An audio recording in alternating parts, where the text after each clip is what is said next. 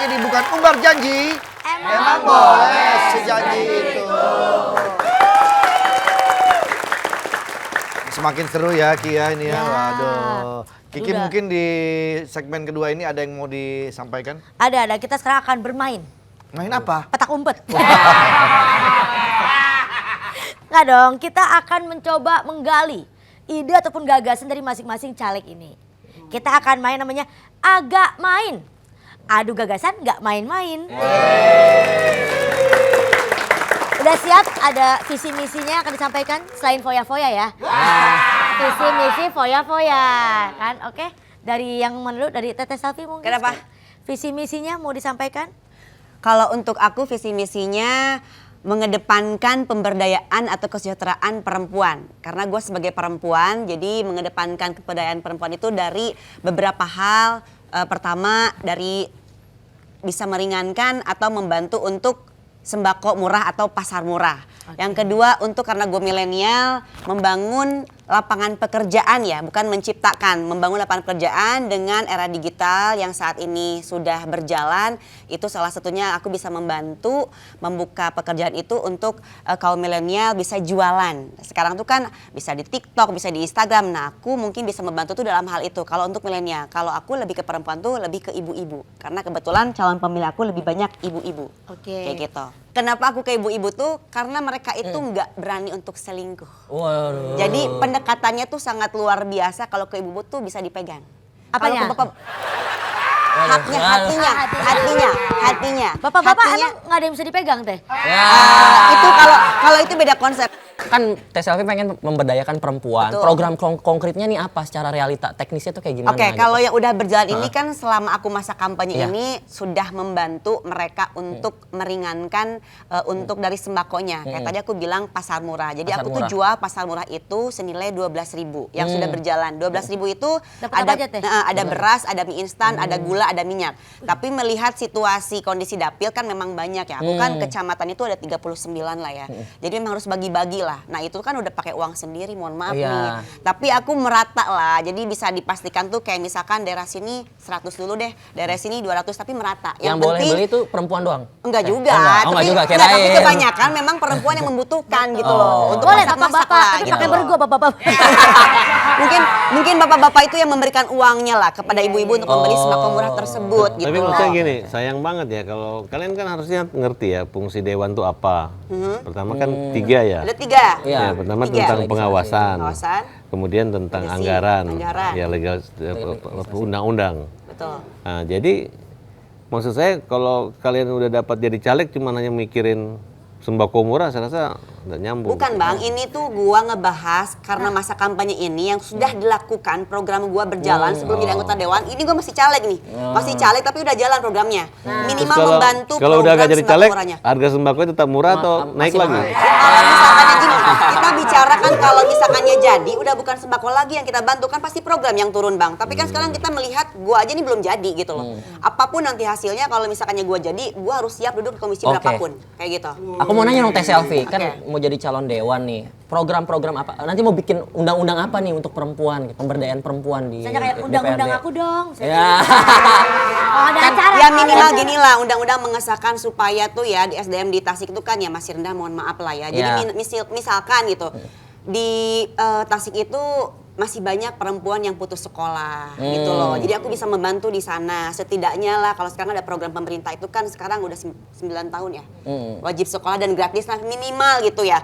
Itu tuh orang-orang di daerah saya itu nggak haus atau misalkan nggak tertinggal dengan pendidikannya. Berarti memperjuangkan Jadi bisa itu. membantu. Kalau saya, kalau aku gini, kalau aku tuh tahu persis dan saya hafal banget gitu. Keren. Saya suka Dan nih. saya, suka. undang-undang apapun yang dibuat oleh pemerintah, presiden maupun DPR saat ini, saya bisa tahu kelemahan kekurangan di mana. Kalau saya jadi anggota dewan, saya bisa membuat undang-undang yang sempurna, saya bisa. Contohnya satu undang-undang aja untuk bidang Komisi 3. Belum ada satu pasal salah menghukum juga dihukum. Salah menghukum juga dihukum. Contohnya gimana tuh Ya, Om? karena selama ini baik polisi, jaksa, hakim, Salah menghukum ya, orang. masyarakat takutnya mereka. Takut hakim, takut jaksa, takut KPK. Harusnya kan takut neraka. Visi misi Om Farhat apa ini di Kalau simpel ya, kalau visi misi Persatuan Indonesia, menyatukan Indonesia, Nusantara, untuk partai kami, tentang keadilan, kemakmuran, kesejahteraan, nah, dengan misinya tentang kemakmuran dan kesejahteraan, keadilan dan kepastian hukum. Aku mau masuk komisi mana aja aku bisa. Nah, sekarang kalau bicara tentang pendidikan, Masuk komisi mana aja, yang penting ada komisinya ya. Ya, kan ada komisi satu. Komisi. Tapi komisi kalau itu suruh untuk milih, rakyat. kalau suruh milih Om Farhat lebih suka ke komisi mana? Komisi berapa? Saya, kalau cocoknya sih memang komisi 3. Wih. Bidang hukum gitu. Hukum dan HAM. Ya, Hukum jadi dan HAM. ketika Ya, karena masyarakat ada pelanggaran HAM, ada kesemenang-menangan atau antri atau apa, ya saya ingin suatu saat ketika anggota-anggota dewan ini hanya dekat ketika minta suara, tapi nanti di gedung DPR tuh nggak boleh lagi pintu anggota dewan khusus. Kemudian nggak bisa kita ngelihat. Saya akan siapkan satu etalase di mana semua anggota dewan ini boleh lewat dan seluruh masyarakat boleh manggil mereka, lu sini gitu. Jadi mereka kelihatan gitu di jalanan dan masyarakat silakan di tempat duduk yang kayak tempat duduk bola itu mereka bisa nunjuk nih anggota dewan. Berarti ini. renovasi gedung tuh berarti nanti. Iya. Dirubah. Kalau sekarang kita Atau masuk bikin ke dewan anggaran baru lagi. masuk Iya. dulu. Ada janjian nggak? Harus mobilnya lewat di sini. Harus jalan jauh, simpan handphone, simpan segala macam. Kita nggak bisa ngerekam dia bisa ngerekam kita. Pintu liftnya khusus ngapain? Oh mereka ini rakyat kok. Digaji pakai uang rakyat. Betul. Kok tiba-tiba setelah dipilih mengecilkan rakyat? Iya, menjauh dari rakyat. Iya, sekarang mengecilkan bahwa rakyat yang besar. Begitu udah jadi, Iya, siapa lu? Iya, Gitu ya kan. Tapi aku mau nanya sama Bang Farhat. Bang Farhat ini kan nyari konstituen, pasti nyari pendukung lah ya gitu. Apa janji politik Bang Farhat nih kepada konstituen ya? Yang lebih spesifik yang lebih yang tadi spesifik kepada Abang bilang deh kepada programnya. orang-orang di Jawa Barat. Jawa Barat yang apa di mana tadi? Bandung. Jawa Satu, Di Jawa Bandung. Jawa Satu ya Cimahi. Jawa Sama Cimahi. Barat gitu. ya pertama mereka tahu ya. Yang program Pertama, konkretnya di nih kan- baliho saya itu saya taruh nomor HP saya. Ya, oke. Jadi Konkretnya. satu-satunya Caleg. caleg yang punya nomor HP di baliho cuma saya. 08 111 836 333. Jabar satu, Kota Bandung, Kota Cimahi. Siapa tahu kan Catat, jalan Bu. anak Betul bangsa, Lawyer. kan. Ada Bang Farhat.